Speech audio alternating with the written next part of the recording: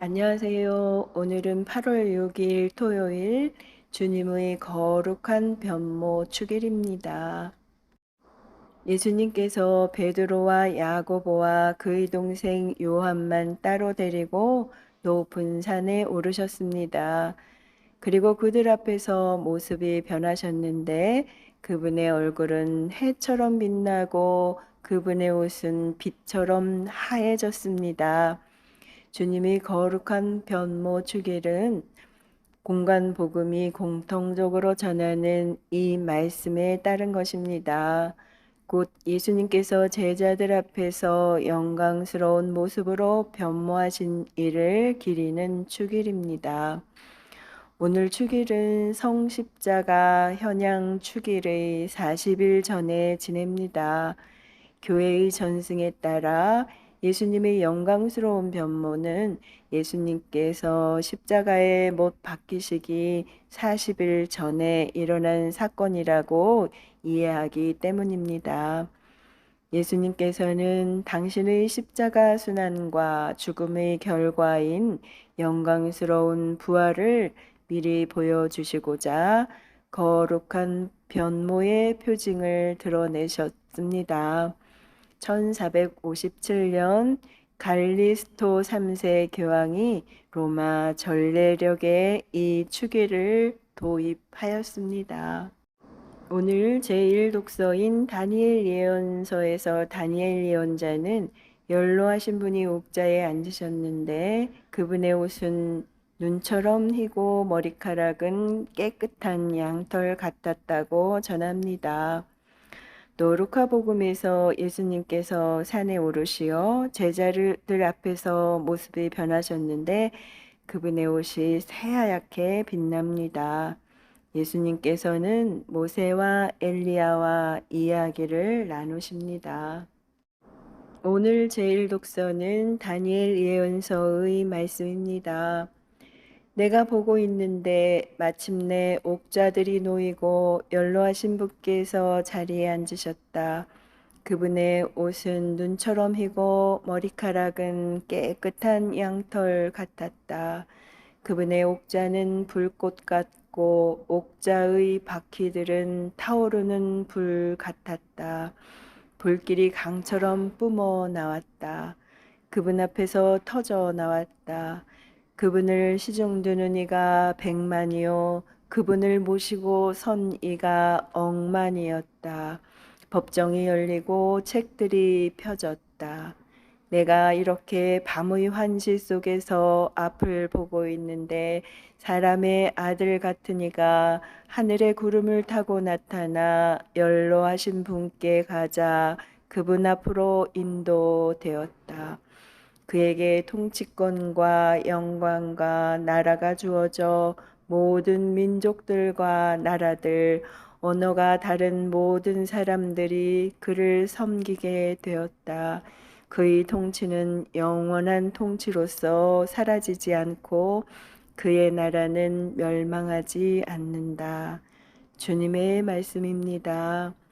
하느님 감사합니다. 이어서 루카복음입니다. 그때 예수님께서 베드로와 요한과 야고보를 데리고 기도하시러 산에 오르셨다.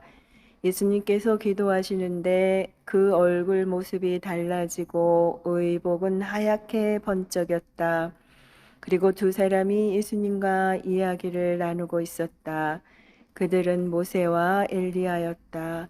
영광에 쌓여 나타난 그들은 예수님께서 예루살렘에서 이루실 일, 곧 세상을 떠나실 일을 말하고 있었다. 베드로와 그 동료들은 잠에 빠졌다가 깨어나 예수님의 영광을 보고 그분과 함께 서 있는 두 사람도 보았다. 그 두 사람이 예수님께서 떠나려고 할 때에 베드로가 예수님께 말하였다. 스승님, 저희가 여기에서 지내면 좋겠습니다.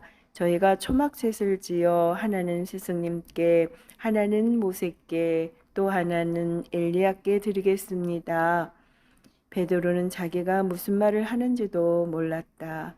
베드로가 이렇게 말하는데 구름이 일더니 그들을 덮쳤다. 그들이 구름 속으로 들어가자 제자들은 그만 겁이 났다. 이어 구름 속에서 이는 내가 선택한 아들이니 너희는 그의 말을 들어라 하는 소리가 났다. 이러한 소리가 울린 뒤에는 예수님만 보였다. 제자들은 침묵을 지켜 자기들이 본 것을 그때는 아무에게도 알리지 않았다. 주님의 말씀입니다. 그리스도님 찬미합니다. 이어서 오늘의 묵상입니다. 루카복음은 예수님의 거룩한 변모 이야기를 전하며 다른 공관 복음서들과 달리 그분께서 산에 오르신 까닭을 설명합니다. 예수님께서는 기도하시려고 그곳에 가셨습니다. 루카복음에는 기도하시는 예수님이 자주 나옵니다. 그분의 세례와 공생활, 12제자의 선발, 베드로의 신앙 고백, 거룩한 변모, 주님의 기도, 겟세마니, 그리고 십자가 순환과 같이 당신 생애의 가장 중요한 순간마다 예수님께서는 늘 기도하셨습니다.